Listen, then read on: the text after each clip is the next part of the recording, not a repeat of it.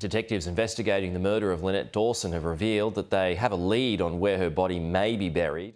15-year-old girl found dead in her apartment is solved. Lynette White Cold case. A family is torn apart when a loved one disappears. But what if the person responsible is someone you trust? Today's topic is a huge tragedy. A story of love gone wrong that has taken 40 years to complete comes from Australia's endless summer and exotic locations. Perpetual sunshine and an air of relaxed luxury can make one forget that even such a beautiful place as Australia has its dark secrets. One such mystery was the case of Lynette Dawson. Chris Dawson, her husband, was the last person to see her on the morning of January 9, 1982. He claimed to have dropped her off at the Mana Vale shopping center. The mother of two girls was never seen or heard from again. Suspicion grew around Chris because he did not report her disappearance until February. Instead, he and his high school sweetheart, Joanne Curtis, moved into the family home that year. Chris ignored the rumors and requested a divorce in 1983, claiming Lynette left on her own accord. He quickly married Joanne and relocated to Queensland from Sydney. When their marriage broke down in 1990, Joanna brought her daughter back to Sydney. She got in touch with Lynette's family and the police, but nothing changed because they didn't believe her. Chris received a call from Helena, who informed him that Lynette needed some alone time. 2 days later, Chris invited Joanne Curtis, a high school senior who frequently babysat for the Dawsons and who was also his underage lover, into the family home. Chris was a physical education teacher at Cromer High School, where he and his identical twin brother Phil, a former rugby player, were also implicated in a scandal for allegedly having multiple affairs with underage schoolgirls. Later interviews with Joanne revealed that she had maintained her claims that Chris had groomed her and had shared a bed with her while Lynette slept upstairs. 6 weeks after she was last heard from or seen, Chris finally gave into the pressure and reported Lynette missing on February 18, 1982. He made the excuse that they had fought over money and other marital issues. Chris continued to play house with Joanne, but nobody knew where Lynette was. Chris made it clear how he could handle the circumstances. Chris sold the Bayview home he and Lynette shared and relocated Joanne and the girls from Sydney to Queensland in order to escape the ongoing scrutiny of the relationship. The marriage did not last, and in 1990, Joanne moved back to Sydney with her daughter after finally divorcing Chris. She quickly made peace with Chris and got in touch with Lynette's family. Chris began the divorce process in 1983 and wed Joanne later that year. She admitted that Chris had invited her to move in after telling her that his wife was gone and would not be returning. A month before Lynette vanished, according to Joanne, Chris allegedly wanted to hire a hitman. When Sergeant Damien Loon took over the investigation of Lynette's missing persons case in 1997, her statements did not accomplish much at the time, but did put a slow-burning target on Chris's head. He started a thorough investigation into the incident. The only tangible proof was a piece of paper with Lynette's name written on it in the missing persons file. Loon did not think Lynette staged her own disappearance. Her ties to her family were strong, and her 2 daughters were still too young to care for themselves. His only choice was to publish a story in the local paper, requesting tips from the public. The article was successful because tips and leads poured in after the story was published, and police started digging up the pool and patio areas of the Bayview house.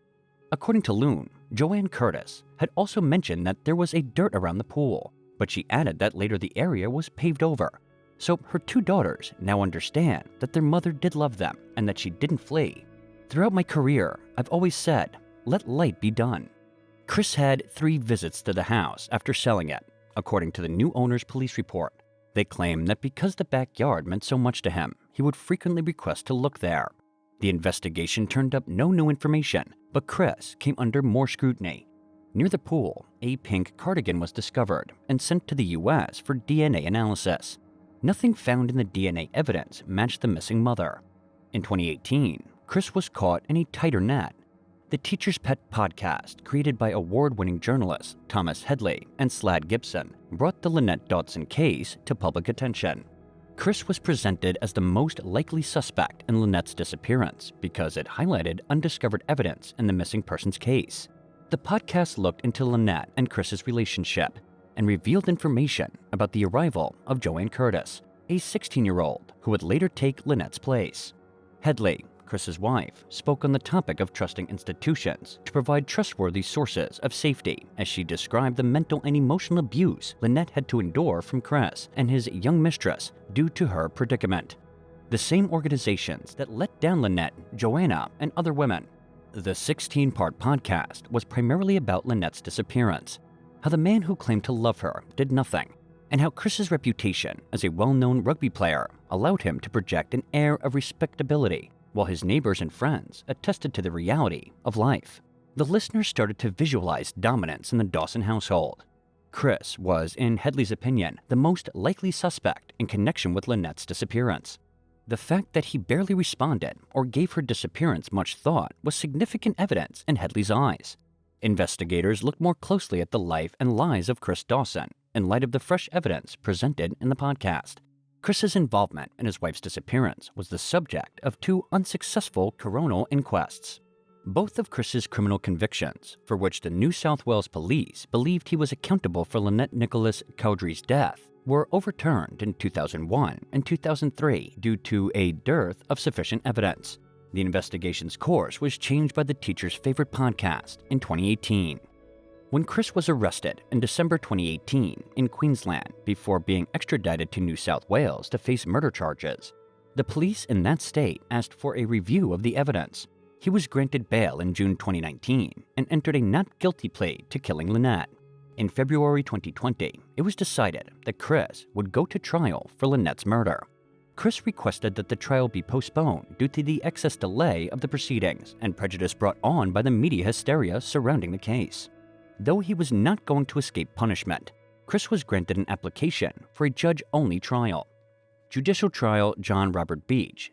The controversy surrounding the case and Hedley's captivating podcast proved fatal to his defense. Chris's trial started on May 9, 2022, and it lasted for 10 weeks until July 11, 2022. During the trial, which was presided over by Judge Ian Harrison, the prosecution claimed Chris's motivation was based on his desire for an unrestricted relationship with Joanna. After January 9, 1982, Lynette Dawson was the subject of phone conversations. Harrison disagreed with the idea that Lynette abandoned her family without a reasonable doubt and with the claims of sightings made by witnesses of her. The trial's aftermath reopened old wounds because Harrison thought Chris killed Lynette with knowledge and consent. The verdict may have provided some form of closure, but Lynette will never come back.